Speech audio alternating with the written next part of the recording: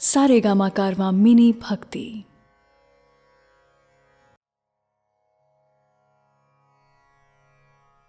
भगवत गीता अध्याय 6 आत्म संयम योग। अथ षष्ठोध्यायः आत्म संयम योग। दोस्तों, हमारे कितने ही जन्म हो चुके हैं ये हम नहीं जानते, लेकिन ये जानते हैं कि इस जन्म में हम में इतनी समझ है कि अगर हम चाहें तो इस जन्म में भगवत गीता को सुन के, समझ के ज्ञान हासिल कर सकते हैं। मैं शैलेंद्र भारती इसी ज्ञान को प्रस्तुत कर रहा हूं। जय श्री कृष्ण। श्री भगवानुवाच अनाश्रितः कर्मफलं कार्यं कर्म करोति यः स सन्न्यासी च योगी च न निरग्निर्न चाक्रियः। श्री भगवान कह रहे हैं, जो पुरुष कर्म के फल की इच्छा न करके सिर्फ करने योग्य कर्म करता है, यानी अपने कर्तव्य को निभाता है, वही असली सन्यासी और योगी है। असली सन्यासी या योगी वो नहीं जो दुनिया को छोड़ के ये कहता है कि दुनिया के काम उसके लिए नहीं है। असली योगी वो है जो अपना निर्धारित कर्म, अपना कर्तव्य निभाता है। बस ध्यान इस बात का रखना है दोस्तों कि कर्म के फल की आशा या इच्छा नहीं करनी है। फल की इच्छा करी तो वो स्वार्थ हो जाएगा। फल पर अधिकार नहीं, सिर्फ कर्म पर अधिकार है। यम सन्न्यासमिते प्राहुर्योगं तं विद्धि पांडव न ह्यः सन्न्यस्तसंकल्पो योगी भवति कश्चन। हे अर्जुन, जिसको सन्यास कहते हैं उसी को तू योग जान। सन्यास यानी कि कामनाओं का त्याग। अपनी कामनाओं, इच्छाओं को तो छोड़ना ही पड़ता है, तभी उस सन्यास को योग कहा जाएगा। लेकिन इच्छा को छोड़ देने का मतलब कर्म को छोड़ देना बिल्कुल भी नहीं है दोस्तों। ऐसे सन्यासी योगी नहीं माने जा सकते। कर्म तो करना ही पड़ेगा, चाहे कुछ भी हो जाए। कर्म करते हुए जो त्याग करता है, कर्म के फल में अपना जी नहीं लगाता, उसे ही योगी कहा जा सकता है। आरुरोक्षुर्मनेर्योगं कर्म कारणमुच्यते योगारूढ़स्य तस्यैव शमः कारणमुच्यते। योगी सिर्फ वो ही हो सकता है जो सोचता है, समझता है, मनन करता है। ऐसे मननशील पुरुष के लिए योग की प्राप्ति में यह जरूरी है कि वो निष्काम भाव से कर्म करे। और जब वो योग के रास्ते पर चलने लग जाता है तो सबसे जरूरी होता है सर्व संकल्पों का अभाव, यानी कामनाओं का त्याग। आप में से कई को लग सकता है दोस्तों कि अगर कामना करना ही छोड़ दिया तो फिर जीवन में बचेगा क्या। परंतु सच्चाई यह है कि जब आप कामना करना छोड़ेंगे तभी असली जीवन शुरू होगा। करके तो देखिए, भगवान कृष्ण की बताई हुई इस राह पर चल के देखिए तो आप स्वयं ही समझ जाएंगे कि जीवन क्या है।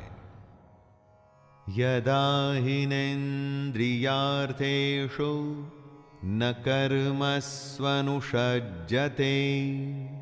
सर्वसंकल्पसन्न्यासी योगारूढ़स्तदोच्यते। कृष्ण कहते हैं कि जिस समय में योगी न तो इंद्रियों के भोगों में अपना मन लगाता है और ना ही कर्मों में ही आसक्त होता है, उस समय में जब वो अपनी सारी कामनाओं का त्याग कर देता है, तभी योगी होने की असली अवस्था में पहुंचता है। सबसे पहले आती है सोच, सोच के बाद सोचे हुए पर चलना, और सोचे हुए पर चलने के बाद उस रास्ते से भटकना नहीं और फिर आखिर में लक्ष्य को प्राप्त करना। पूर्ण योगी बनाने के पूरे रास्ते को कृष्ण ने अर्जुन को समझाया है। उद्धरेदात्मनात्मानं नात्मानमवसादयेत् आत्मैव ह्यात्मनो बन्धुर् आत्मैव रिपुरात्मनः। दोस्तों, हम अपने ही सबसे बड़े मित्र हैं और अपने ही सबसे बड़े दुश्मन। अगर आपको लगता है कि आपके दोस्त या रिश्तेदार आपका भला या बुरा कर सकते हैं तो वो बिल्कुल गलत है। वो दुनियादारी की बातों में आपको फायदा या नुकसान जरूर पहुंचा सकते हैं, लेकिन उन बातों का कोई अर्थ नहीं है। आप स्वयं ही अपने आप को इस दुनिया से ऊपर उठाकर ज्ञान हासिल करने की कोशिश कर सकते हैं। आपको खुद को ही कर्मों के बंधन में से छूटने की कोशिश करनी होगी, क्योंकि मरते भी आप हैं और जीते भी आप हैं, और अपनी कोशिश से भगवान को भी हासिल आप ही करेंगे। बंधुरात्मात्मनस्तस्य येनात्मैवात्मना जितः अनात्मनस्तु शत्रुत्वे वर्तेतात्मैव शत्रुवत्। इस श्लोक में कृष्ण बता रहे हैं कि हम में से कौन अपना खुद का दोस्त और कौन अपना खुद का शत्रु है। जिसने अपने मन और इंद्रियों सहित शरीर को जीता हुआ है वो अपने आप का मित्र है, और जिसके द्वारा मन तथा इंद्रियों सहित शरीर नहीं जीता गया है वो अपना शत्रु है। जो भावनाओं के आवेग में नहीं बहता और खुद पर नियंत्रण रखता है वो अपना भला करता है, लेकिन जो काम या क्रोध में उल्टा सीधा कर जाता है वो अपना कितना बड़ा नुकसान करता है ये आप समझ सकते हैं। फैसला आपके अपने हाथ में है दोस्तों। जितात्मनः प्रशांतस्य परमात्मा समाहितः शीतोष्ण सुख दुःखेषु तथा मानापमानयोः। सर्दी में या गर्मी में, सुख हो या दुख हो, जो एक जैसा ही रहता हो, शांत, मान हो या अपमान हो, जो दोनों में एक भाव से ही रहता हो, ऐसे पुरुष को कृष्ण स्वाधीन कहते हैं, मतलब कि इंडिपेंडेंट। ऐसे स्वाधीन पुरुष में ही सच्चा ज्ञान हो सकता है। अगर बाहरी चीजें डिसाइड करती हैं कि हमारा बर्ताव कैसा होगा तो हम डिपेंडेंट हो गए। हमारी स्वाधीनता बंधी हुई है बाहर की चीजों में। जब हम अपने आप पर नियंत्रण पा लेते हैं तो सब कुछ हमारे अंदर होता है। वो सच्ची आजादी है दोस्तों। परंतु हम में से ज्यादातर लोग गुलाम हैं। बस फर्क इतना ही है कि वो जानते नहीं। ज्ञान विज्ञान तृप्तात्मा कूटस्थो विजितेन्द्रियः युक्त इत्युच्यते योगी समलोष्टाश्मकाञ्चनः। जिसके अंदर ज्ञान और विज्ञान भरा हुआ है, जो किसी कमी को अपने पर हावी नहीं होने देता, जिसकी अपनी इंद्रियां अच्छे से जीती हुई हैं और जिसके लिए मिट्टी, पत्थर और सोना एक समान है, वह योगी युक्त अर्थात भगवत प्राप्त है।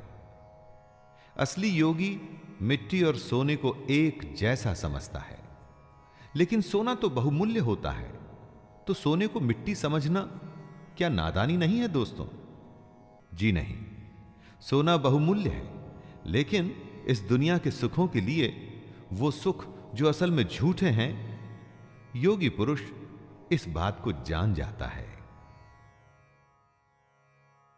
सुहृन्मित्रार्युदासीन मध्यस्थ द्वेष्य बंधुषो साधुष्वपि च पापेषु समबुद्धिर्विशिष्यते।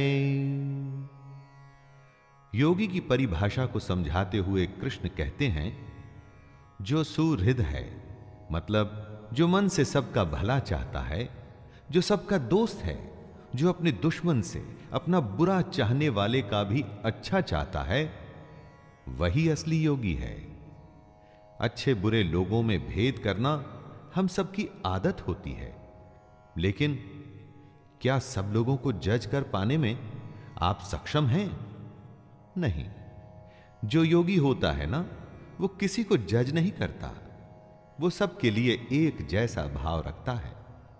साधु को अच्छा कहना और चोर को बुरा कहना तो आम बात है, वो तो हम सब करते हैं, लेकिन योगी ऐसा नहीं करता। योगी युञ्जीत सततं आत्मानं रहसि स्थितः एकाकी यच्चितात्मा निराशीर परिग्रहः। जो अपने मन और इंद्रियों के साथ शरीर को वश में रखता है, जिसने अपने मन में आशा को खत्म कर दिया है और जो कुछ भी संग्रह मतलब कि इकट्ठा नहीं करता, वही योगी है। उसे अकेले ही एकांत स्थान में स्थित होकर आत्मा को निरंतर परमात्मा में लगाना चाहिए, एक्यूमुलेट करना चाहिए। जमा करना हम सबकी आदत है। जिस तरह से जितना पैसा हम जमा करते हैं ना दोस्तों, उसी तरह से अज्ञान और पाप भी जमा होता है, जिसका के हिसाब एक दिन तो देना ही होता है। योगी समझदार होता है, वो दुनिया से दूर होकर अकेले में भगवान को याद करता है। शुचौ देशे प्रतिष्ठाप्य स्थिरमासनमात्मनः नात्युच्छ्रितं नातिनीचं चैलाजिन कुशोत्तरम्। इस श्लोक में कृष्ण ध्यान में कैसे बैठें उसका तरीका बता रहे हैं। साफ सुथरी भूमि पर घास का आसन या मृगछाल या वस्त्रों से बना आसन होना चाहिए। यह आसन ना तो बहुत ऊंचा हो और ना ही बहुत नीचे। महाभारत के समय से आज के जमाने में बहुत बदलाव आया है। घर अब वैसे नहीं होते जैसे पहले होते थे, लेकिन मेडिटेशन का तरीका तो नहीं बदला ना, और ना ही कभी बदल सकता है। आसान और साधारण होना चाहिए, जगह साफ होनी चाहिए, साथ में आसन ऐसा ना हो जो ऊंचा नीचा या हिल रहा हो, अर्थात स्थिर होना चाहिए। तत्रैकाग्रं मनः कृत्वा यतचित्तेन्द्रियक्रियः उपविश्यासने युञ्ज्यात् योगमात्मविशुद्धये। साफ जमीन पर एक समतल आसन पर बैठ के आप ध्यान कर सकते हैं। ध्यान चाहे ईश्वर का कीजिए या अपने हृदय का। इरादा होना चाहिए कि बाहर की सारी डिस्टर्बेंसेस से आप बच के खुद के अंदर झांकें। दोस्तों, कृष्ण कहते हैं कि आसन पर बैठकर चित्त और इंद्रियों की क्रियाओं को वश में रखते हुए मन को एकाग्र करके अंतःकरण की शुद्धि के लिए योग का अभ्यास करें। मन को एकाग्र चित्त करके और हमारा मन जो हमेशा इधर उधर भागता है उसे नियंत्रण में रखना है। समं काय शिरो ग्रीवं धारयन्नचलं स्थिरः संप्रेक्ष्य नासिकाग्रं स्वं दिशश्चानवलोकयन्। ध्यान में कैसे बैठें, मेडिटेशन कैसे करें, इसी को समझा रहे हैं कृष्ण। वो कहते हैं कि अपने शरीर, सिर और गले को समान एवं अचल धारण करके और स्थिर होकर अपनी नाक के आगे के हिस्से पर दृष्टि जमाकर अन्य दिशाओं को न देखते हुए बैठना है। और बैठे हुए आपका सिर, गला और शरीर का बाकी हिस्सा एकदम सीधा होना चाहिए। शरीर की स्थिरता के बाद मन को स्थिर करने के लिए आंखें नाक के आगे वाले हिस्से पर रखें ताकि और कुछ दिखाई न दे। ऐसा करके अपने मन को आप नियंत्रित कर सकते हैं, ध्यान कर सकते हैं। प्रशांतात्मा विगत भीर ब्रह्मचारि व्रते स्थितः मनः संयममच्चित्तो युक्त आसीत मत्परः। कृष्ण ध्यान की अवस्था के बारे में आगे बताते हुए कहते हैं कि साधक को ब्रह्मचारी के व्रत में स्थित होना चाहिए। ब्रह्मचारी से यहां मतलब है ब्रह्म में आचार करने वाला, नियम से यज्ञ करने वाला। मन में कोई भी भय नहीं होना चाहिए, अंतःकरण एकदम शांत होना चाहिए। ऐसा सावधान योगी मन को रोककर मुझ में अपना चित्त लगाए। बिहेवियर सात्विक होना चाहिए, किसी बात का कोई डर ना हो और मन में शांति। यही है योगी की अवस्था।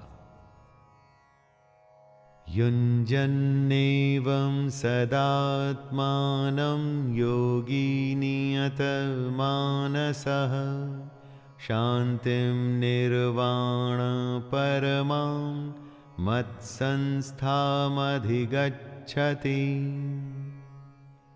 योगी की ध्यान की अवस्था को और समझाते हुए कृष्ण अर्जुन से कहते हैं, हे अर्जुन, जिसने अपने मन को वश में कर लिया है, ऐसे योगी को अपनी आत्मा में मेरे स्वरूप को ढूंढना चाहिए।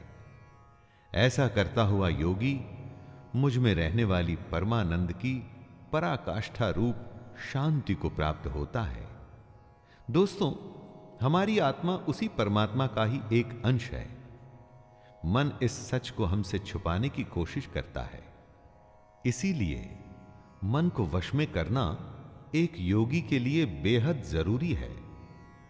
तभी ध्यान पूरा होगा, साधना पूरी होगी। नात्यश्नतस्तु योगोस्ति न चैकान्तमनश्नतः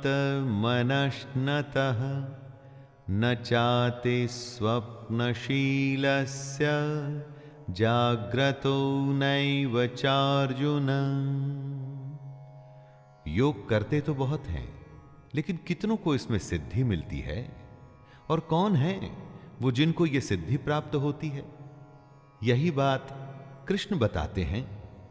हे अर्जुन, ये योग न तो बहुत ज्यादा खाने वाले का, न एकदम खाने वाले को मिलता है, न बहुत ज्यादा सोने वाले को, न हमेशा जागने वाले को ही।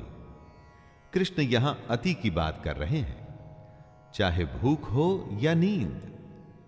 अति किसी भी वस्तु की अच्छी नहीं है, बेशक वो अधिक की हो या काम की। जितनी आवश्यकता हो उतना ही खाइए, उतना ही सोइए, और तभी योग संभव होगा। युक्ताहार विहारस्य युक्तचेष्टस्य कर्मसु युक्तस्वप्नावबोधस्य योगो भवति दुःखः। योग उनके लिए आसान है जो सही आचरण पर चल सकें। जिनके लिए अनुशासन में चलना मुश्किल है, उनके लिए योग भी मुश्किल होगा। कृष्ण कहते हैं कि योग तो उसी का सिद्ध होता है जो ठीक से खाता है, ठीक से सोता है और अपने कर्मों में अपनी पूरी निष्ठा रखता है। ऐसे ही साधक का योग पूरा होता है और उसके सारे दुख कट जाते हैं। किसी भी एक्टिविटी को आप लीजिए, अगर उस एक्टिविटी में आपको कुछ करना है तो डिसिप्लिन तो दिखाना ही पड़ेगा दोस्तों। यदा विनियतं चित्तम आत्मन्येवावतिष्ठते निःस्पृह सर्वकामेभ्यो युक्त इत्युच्यते तदा।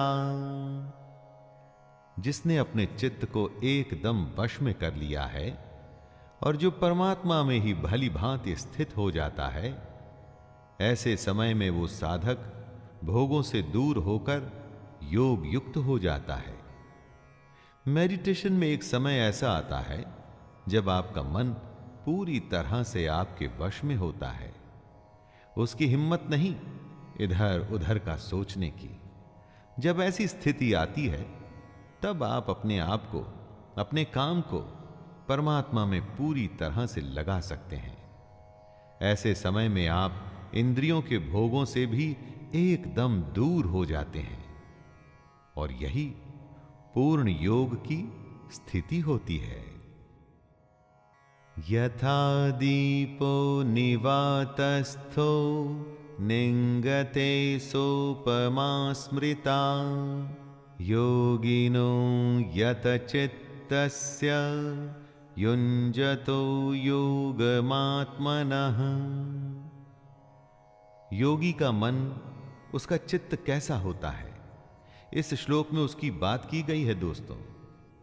जिस प्रकार वायु रहित स्थान में स्थित दीपक चलायमान नहीं होता, जब हवा नहीं होती तो दीपक की लौ सीधे ऊपर की ओर जाती है, इधर उधर नहीं भागती। उसी तरह योगी का चित्त भी होता है। अपनी साधना में वो ऐसे रमा होता है कि उसका ध्यान कभी विचलित नहीं होता। कंसंट्रेशन इसी को तो कहते हैं, किसी काम में ऐसे लग जाना कि होश ही न रहे। यत्रो परमते चित्तम निरुद्धं योग सेवया यत्र चैवात्मनात्मानं पश्यन्नात्मनि तुष्यति। योगी के लगातार अभ्यास से चित्त ऐसी अवस्था में पहुंच सकता है जहां से वो विचलित नहीं होता। ऐसी विश्राम की स्थिति में जब चित्त पहुंचता है तो हमारी सूक्ष्म बुद्धि, हमारा इंटेलेक्ट परमात्मा के साक्षात्कार कर सकता है। इसी में योगी को सच्ची संतुष्टि मिलती है। हमेशा उसका मन यही चाहता है कि उसका ध्यान हर पल परमात्मा में ही लगा रहे। शुरू शुरू में अगर आपका मन वश में नहीं होता ना दोस्तों, तो घबराइए मत, लगातार ध्यान का अभ्यास करते रहिए और एक दिन ऐसा होगा कि ये जो मन है ना, ये आपके कंट्रोल में आ जाएगा और उसके बाद योग को करना आसान हो जाएगा। सुखमात्यंतिकं यत्तद् बुद्धिग्राह्यमतीन्द्रियं वेत्ति यत्र न चैवायं स्थितश्चलति तत्त्वतः। कुछ सुख तो होते हैं जो इंद्रियों के भोग से आते हैं, अर्थात हमारी इस दुनिया के सुख, और कुछ सुख होते हैं जिनके बारे में हम जानते ही नहीं। कृष्ण उन्हीं के बारे में बता रहे हैं। यह सुख उस परमात्मा के साक्षात्कार से ही संभव होता है और ये जो सुख है इसको हम अपनी सूक्ष्म बुद्धि से ही ग्रहण कर सकते हैं, लेकिन तभी जब हम योगी की अवस्था में आ जाएं। जिन सुखों को हम जानते हैं वो तो थोड़ी देर के ही होते हैं। असली सुख क्या है वो हम में से कुछ लोग ही जानते हैं। इसलिए दोस्तों, अगर आप ये जानना चाहते हैं तो योग करना शुरू कर दीजिए। योग पहला कदम है उस परम आनंद को जानने का। यं लब्ध्वा चापरं लाभं मन्यते नाधिकं ततः यस्मिन् स्थितो न दुःखेन गुरुणापि विचाल्यते। दोस्तों, दुनिया में सबसे बड़ा लाभ क्या होता है? लाखों करोड़ों का प्रॉफिट या इसी तरह का कोई वर्ल्डली बेनिफिट? हम लाभ को इसी सेंस में समझते हैं। यही हमारी अज्ञानता और बेवकूफी है। कृष्ण कहते हैं कि सबसे बड़ा लाभ है परमात्मा की प्राप्ति। जिसको ये लाभ मिल जाता है ना, उसको उसके बाद और किसी लाभ की आवश्यकता नहीं रहती। बड़े से बड़ा दुख भी उसका कुछ नहीं कर पाता। परंतु इस लाभ को पाने के लिए योगी बनना पड़ता है, तभी इस तरह की प्राप्ति संभव है।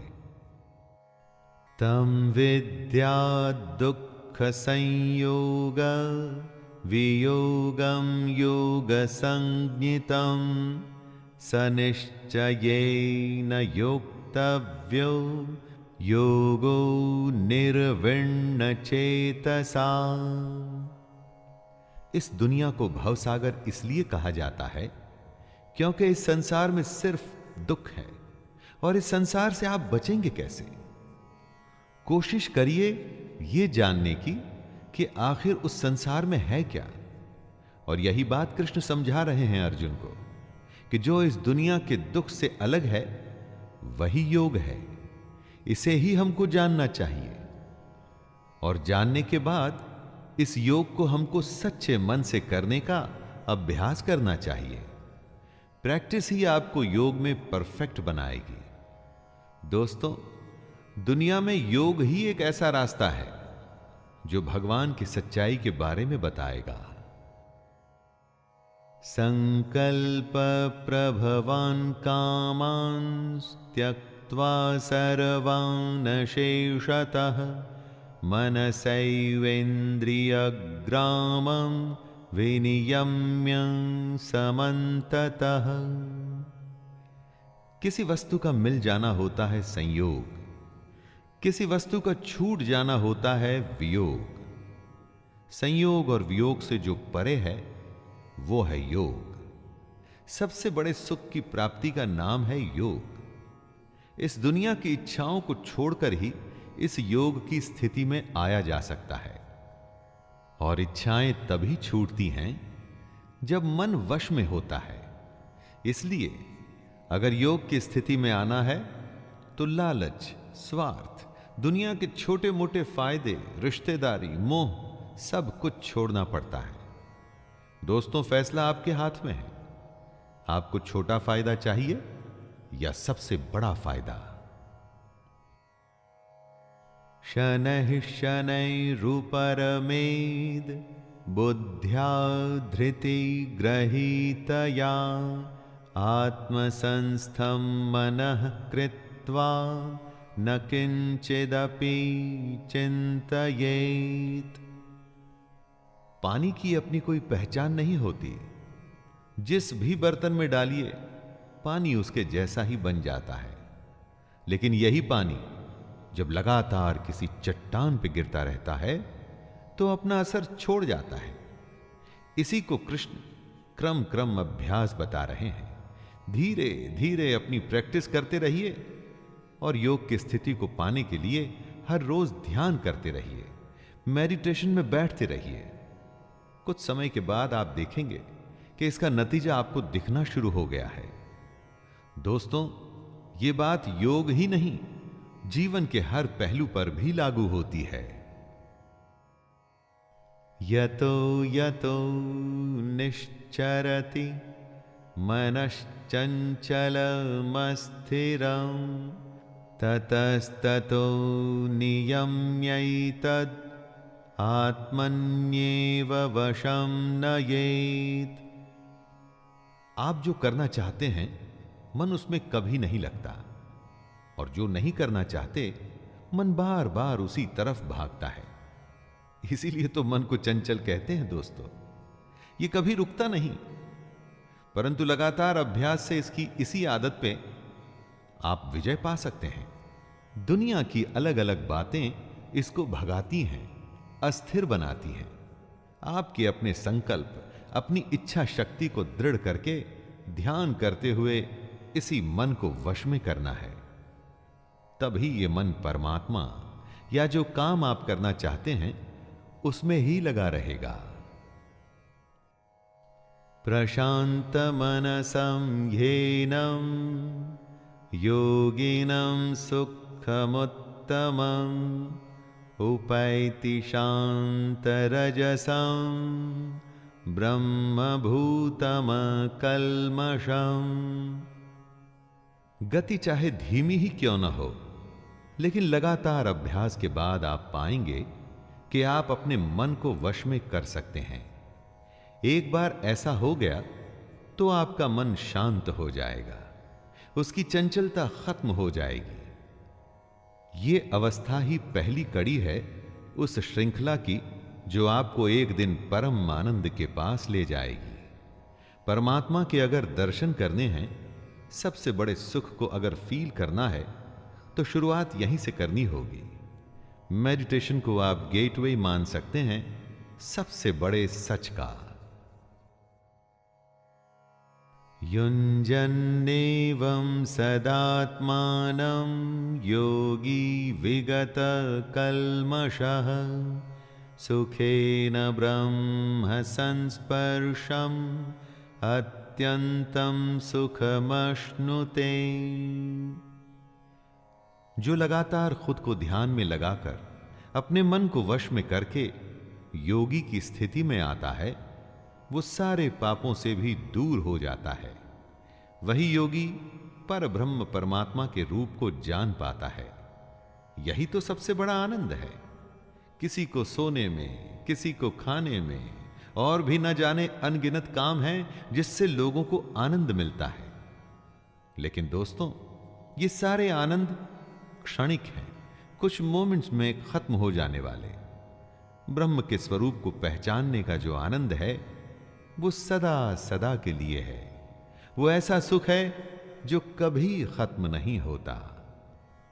सर्वभूतस्थमात्मानं सर्वभूतानि चात्मनि ईक्षते योगयुक्तात्मा सर्वत्र समदर्शनः।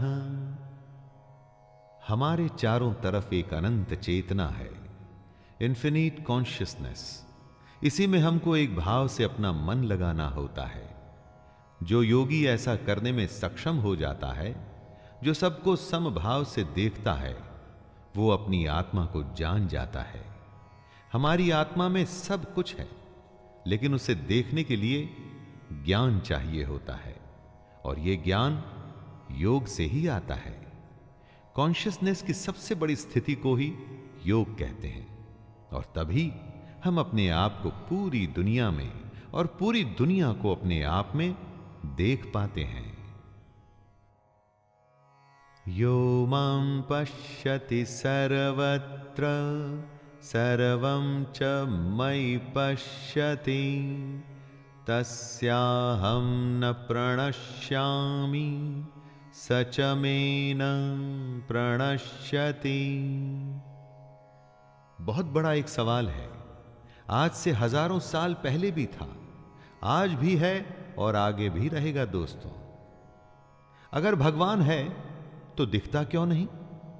जो होता है वो दिखता है, जो नहीं होता वो नहीं दिखता। ऐसा हमारी इस दुनिया की सोच कहती है। विज्ञान अभी स्पिरिचुअलिटी के पास नहीं पहुंच पाया है। जब देखना ही गलत हो तो भगवान दिखेगा कैसे? अरे, उसे देखने के लिए योग की स्थिति में आना पड़ता है। जब आप इस योग की स्थिति में आ जाते हैं, तब कृष्ण आपके लिए अदृश्य नहीं और आप कृष्ण के लिए अदृश्य नहीं। सर्वभूतस्थितं यो मां भजत्येकत्वमास्थितः सर्वथा वर्तमानोऽपि स योगी मयि वर्तते। दोस्तों, इस दुनिया में अनेकता है, परंतु उस भगवान तक जाने के लिए आपको एकता का सहारा लेना है। अपनी सारी फीलिंग्स को एक करके ध्यान लगाना है। इस एक ही भाव में स्थित होकर जो अपना ध्यान मन पे लगा उसे वश में करता है, वही योगी बन पाता है। बहुत सारे विचारों की जरूरत नहीं है, निश्चय से खुद को नियंत्रण में रखना है, तभी बुद्धि एक जगह लगती है, वरना इधर उधर भागती रहती है। कृष्ण कहते हैं, जो ऐसा करते हुए मुझे भजता है, मैं उसे ही प्राप्त होता हूं। आत्मौपम्येन सर्वत्र समं पश्यति योऽर्जुन, सुखं वा यदि वा दुःखं स योगी परमो मतः। हे अर्जुन, जो योगी सुख और दुख को समान ही देखता है, ऐसे सम देखने वाले योगी को परम श्रेष्ठ माना गया है। दोस्तों, जो भेदभाव करे, क्या वो योगी कहलाया जा सकता है? नहीं। जो सबको स्वीकार न करे, क्या वो योगी कहलाया जा सकता है? कभी नहीं। कृष्ण योगी को डिफाइन करते हुए बताते हैं कि योगी तो वो है जो समभाव रखता है, वो सुख और दुख में एक जैसा होता है। भगवान को सिर्फ मंदिर या पूजा पाठ में हम जैसे लोग देखते हैं। वो तो योगी ही होता है जिसे हर वस्तु में भगवान दिखता है। अर्जुन उवाच योऽयं योगस्त्वया प्रोक्तः साम्येन मधुसूदन, एतस्याहं न पश्यामि चञ्चलत्वा स्थितिं स्थिराम्। अर्जुन एक बहुत ही स्वाभाविक सवाल पूछते हैं। यह सवाल हम सबके मन में सबसे पहले आता है। दोस्तों, हे मधुसूदन, जो ये योग आपने समभाव से कहा है, मन के चंचल होने से मैं इसकी नित्य स्थिति को नहीं देखता हूं। अर्जुन कहते हैं कि मन क्योंकि चंचल है, इसलिए वो कभी समभाव में आ ही नहीं पाते। ये कहना तो आसान है कि सुख और दुख को एक जैसा देख के समभाव रखना चाहिए, लेकिन मैं ये जानना चाहता हूं कि इस समभाव को लाएं कैसे। चंचलम ही मनः कृष्ण प्रमाथि बलवृद्धृढम्, तस्याहं निग्रहं मन्ये वायोरिव सुदुष्करम्। हे श्री कृष्ण, ये मन बड़ा चंचल है, दूसरों को दबाता है, बड़ा दृढ़ और बलवान है। मन को वश में करना मैं वायु को रोकने की भांति बहुत ही दुष्कर मानता हूं। क्या वायु को आप रोक पाते हैं? दोस्तों, अर्जुन मन को वश में करने को इतना ही मुश्किल बता रहे हैं और पूछ रहे हैं कि इस बदमाश मन को कैसे कंट्रोल में लाएं। इसीलिए तो कहा जाता है कि मन के हारे हार है और मन के जीते जीत। मन इतना बड़ा है कि हर हार और जीत इसी से जुड़ी है, और अर्जुन इसी सबसे बड़े सवाल से परेशान है। श्री भगवानुवाच असंशयं महाबाहो मनो दुर्निग्रहं चलम्, अभ्यासेन तु कौन्तेय वैराग्येण च गृह्यते। सबसे कठिन प्रश्न का सबसे आसान उत्तर सिर्फ कृष्ण ही दे सकते हैं। श्री भगवान बोले, हे महाबाहो, निसंदेह मन चंचल और कठिनता से वश में होने वाला है, परंतु हे कुंती पुत्र अर्जुन, यह अभ्यास और वैराग्य से वश में होता है। दोस्तों, इस एक सलाह को अगर आप गांठ बांध लें, समझ लें, तो दुनिया की किसी भी मुश्किल को आसानी से झेल जाएंगे, उसे जीत जाएंगे। मन किसी के वश में नहीं आता, लेकिन वो अभ्यास और वैराग्य के वश में आ जाता है। प्रैक्टिस करते रहिए, अपने आप इच्छाओं का दमन हो जाएगा। असंयतात्मना योगो दुष्प्राप इति मे मतिः, वश्यात्मना तु यतता शक्यो वाप्तुमुपायतः। कृष्ण कहते हैं कि जिसका मन वश में किया हुआ नहीं है, ऐसे पुरुष के लिए योग प्राप्त करना बेहद मुश्किल है। लेकिन प्रयत्नशील पुरुष अगर लगातार अभ्यास में लगा रहे तो वो योग को प्राप्त कर सकता है। जो कोशिश करने को तैयार है, जिसे मेहनत से परेशानी नहीं, वो कुछ भी हासिल कर सकता है। बस छोड़ना नहीं है, लगे रहना है दोस्तों। सफर लंबा हो या छोटा, पहला कदम तो उठाना ही पड़ेगा। मन को वश में करना भी वो पहला कदम ही है। लेकिन ये पहला कदम इतना बड़ा है कि उसके बाद का सफर कैसे और कब पूरा हो जाएगा, आपको पता ही नहीं चलेगा। अर्जुन उवाच अयति श्रद्धयोपेतो योगाच्चलितमानसः, अप्राप्य योगसंसिद्धिं कां गतिं कृष्ण गच्छति। अर्जुन योग से जुड़ा प्रश्न करता है, हे कृष्ण, मान लीजिए जो योग में श्रद्धा रखते हैं लेकिन संयमी नहीं हैं, खुद पर नियंत्रण नहीं रख पाते, तो उनका क्या होगा? मान लीजिए जिसका मन योग से विचलित हो गया है, ऐसे साधक को योग तो प्राप्त होगा ही नहीं और ना ही वो भगवान से साक्षात्कार पाएगा। तो ऐसे साधक का क्या होता है? दोस्तों, ये प्रश्न हम सब के लिए है। हम में से कितने लोग योग में श्रद्धा रखते हैं, उसे शुरू भी करते हैं, लेकिन मन को वश में नहीं कर पाते। मन को वश में नहीं किया तो योग पूरा नहीं होगा, और तब हमारा आखिर क्या होगा? कच्चिन्नो भय विभ्रष्टश् छिन्ना भ्रमिव नश्यति, अप्रतिष्ठो महाबाहो विमूढ़ो ब्रह्मणः पथे। अर्जुन कृष्ण से प्रश्न कर रहे हैं कि जो पुरुष योग के रास्ते पर तो चला था, लेकिन रास्ते में ही पथ भ्रष्ट हो गया, मन को वश में नहीं कर पाया, तो उसका क्या होगा? अर्जुन कहते हैं, हे महाबाहो, क्या वो भगवान को प्राप्त करने के रास्ते में जो पुरुष मोहित हो गया, तो वो आसमान के बिखरे हुए बादल की ही तरह नष्ट हो जाएगा? मुश्किल रास्ते में डर तो लगता ही है, क्या पता रास्ते में क्या होगा। इसी डर को, इसी संशय को अर्जुन कृष्ण से पूछ रहे हैं।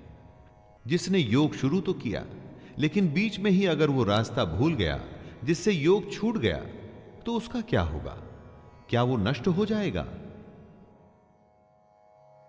एतन्मे संशयं कृष्ण छेत्तुर्मर्हस्य शेषतः, त्वदन्यः संशयस्यास्य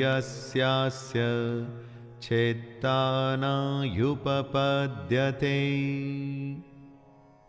योग से जुड़े अपने प्रश्न को पूरा करते हुए अर्जुन कहते हैं, हे कृष्ण, मेरे इस संशय को सिर्फ आप ही दूर करने योग्य हैं, क्योंकि आपके सिवा दूसरा इसका उत्तर देने वाला मिलना संभव नहीं है। दोस्तों, अर्जुन जानते हैं कि उसके सामने साक्षात ईश्वर है।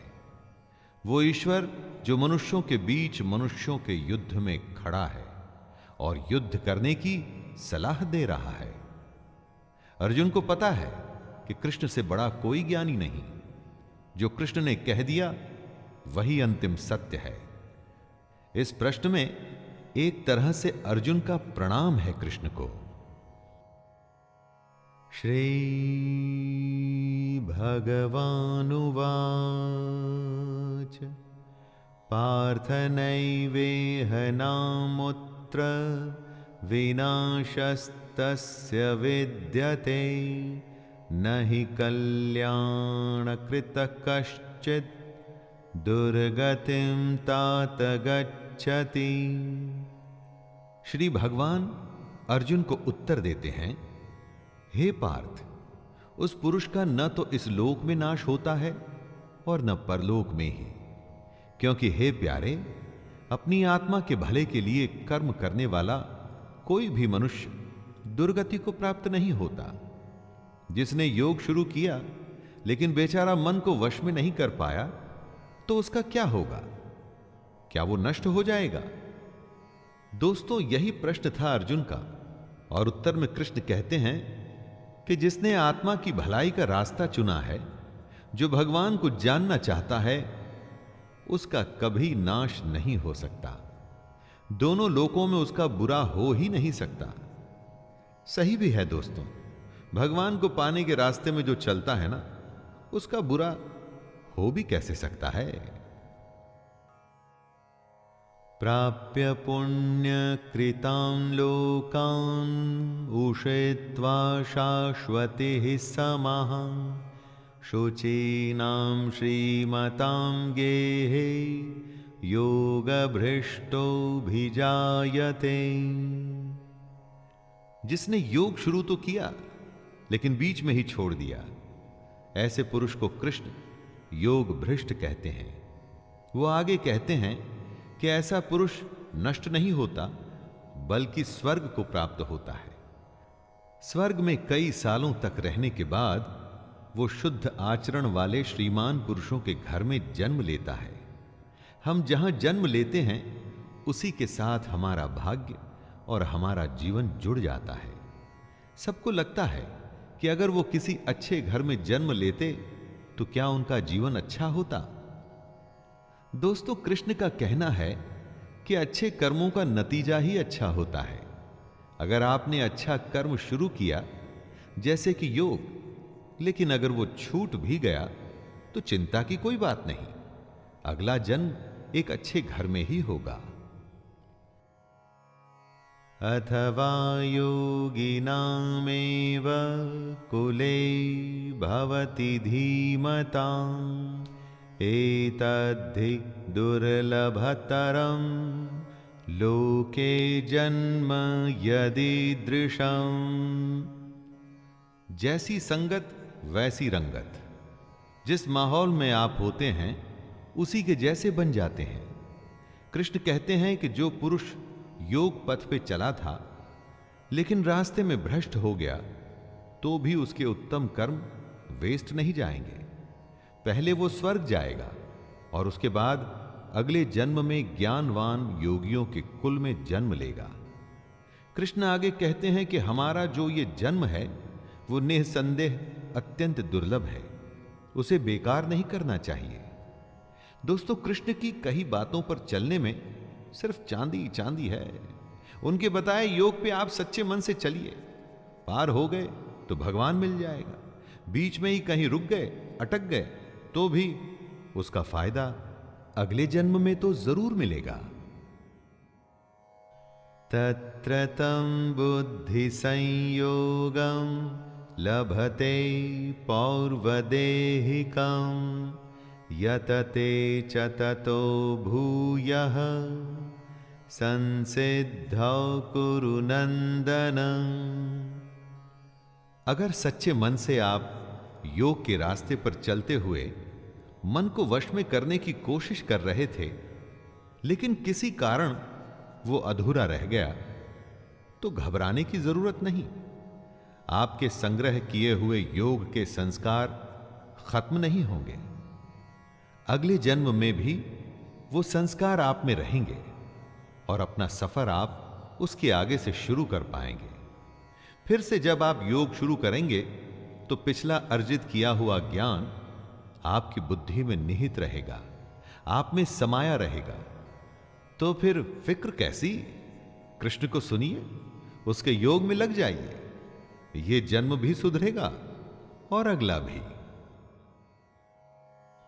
पूर्वाभ्यासेन तेनैव ह्रियते ह्यवशोऽपि सः जिज्ञासुरपि योगस्य शब्दब्रह्माति वर्तते। जिस पुरुष ने पिछले जन्म में योग की प्रैक्टिस की थी, वो अगले जन्म में अपने आप ही योग और भगवान की तरफ आकर्षित होता है। इसे ही पिछले जन्म के संस्कार कहते हैं दोस्तों। वो अगले जन्म में किसी ज्ञानी के घर में ही जन्म लेता है। उसके मन में अपने आप ही ज्ञान की जिज्ञासा रहती है। वो फिर से उस कोशिश में लग जाता है।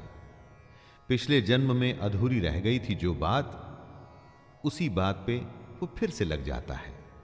सीधी सी बात इतनी है दोस्तों कि अगर आप अच्छे काम करेंगे, सच्चे मन से करेंगे, फल में लगाव नहीं रखेंगे, तो आपकी कोई भी कोशिश कभी भी बेकार नहीं जाएगी। उसका असर कभी न कभी तो दिखेगा ही। इस जन्म में अगर आप हार भी गए तो अगले जन्म में जीत अवश्य होगी। प्रयत्नाद्यतमानस्तु योगी संशुद्ध किल्बिषः अनेक जन्म संसिद्धस् ततो यात परां गतिम्।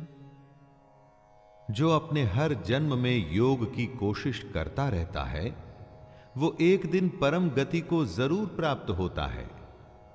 कर्मों के खाते को बैंक बैलेंस की तरह समझिए।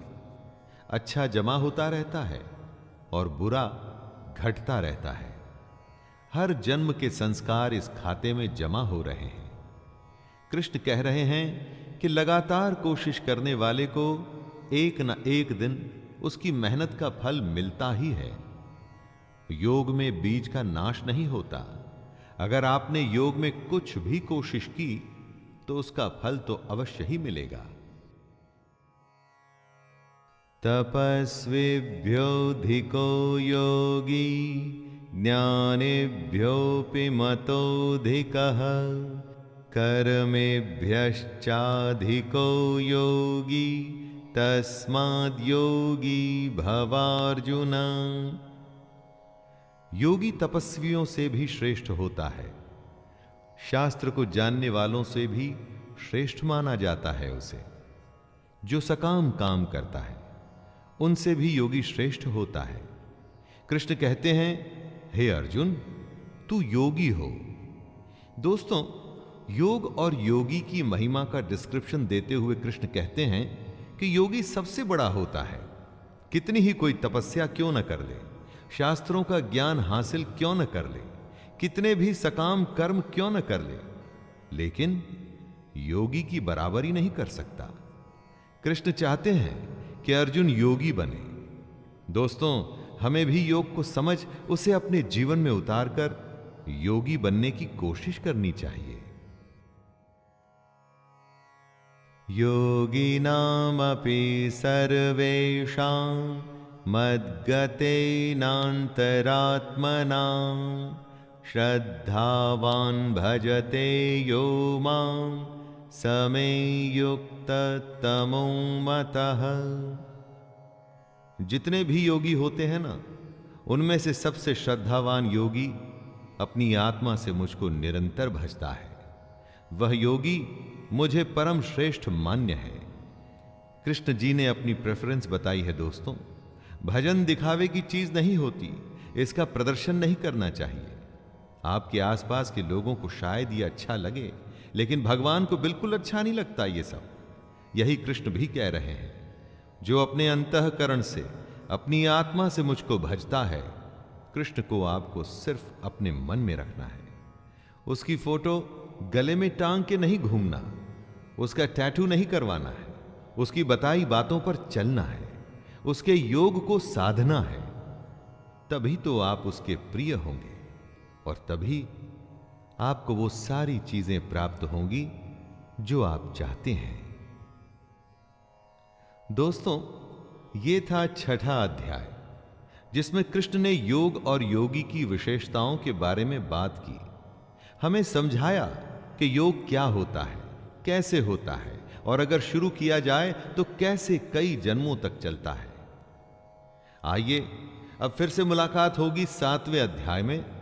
तब तक के लिए मैं शैलेंद्र भारती आपसे आज्ञा लेता हूं। धन्यवाद। जय श्री कृष्ण।